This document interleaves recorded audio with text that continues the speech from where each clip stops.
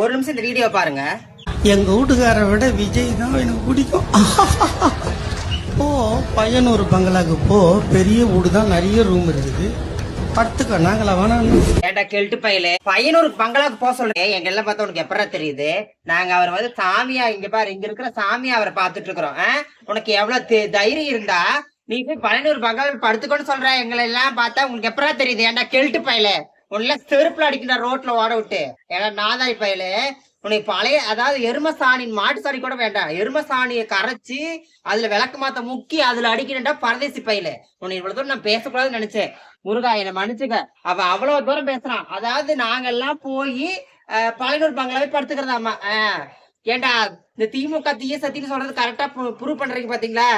ஏண்டா அப்ப நீங்க எல்லாம் இதுதான் பண்ணிட்டு இருக்கீங்களா? பாலியல் வன்கொடுமை பண்றாங்க பாத்தியா? அதுக்கு நீதான் லீடர் போல இருக்குது. அதனாலதான் எங்களை போய் அங்க படுக்க சொல்ற.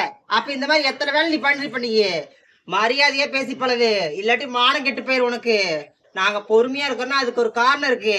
தேவையில்லாம பேசி எங்களை சீண்டி பார்க்காத. இந்த கெல்ட் நாய் தான் பேசுதுன்னா பின்னாடி உட்காந்துக்கிற பக்கி பரதேசிங்க எல்லாம் வந்து பல்ல காட்டி இழுக்கிறானுங்க. இதோ வீட்டு பொம்பளைங்களுக்கு இந்த பாலியல் ரீதியா வந்து கொடுமை நடந்துச்சுன்னா இப்படிதான் சிரிச்சிட்டு இருப்பீங்களாடா பரதேசி பசங்களா? ஏண்டா உங்களுக்கு எல்லாம் வந்து கடவுள் இந்த முருகர் உட்காந்துருக்காரு பாரு, அவரே உங்களுக்கு எல்லாம் கூலி கொடுக்கட்டும்.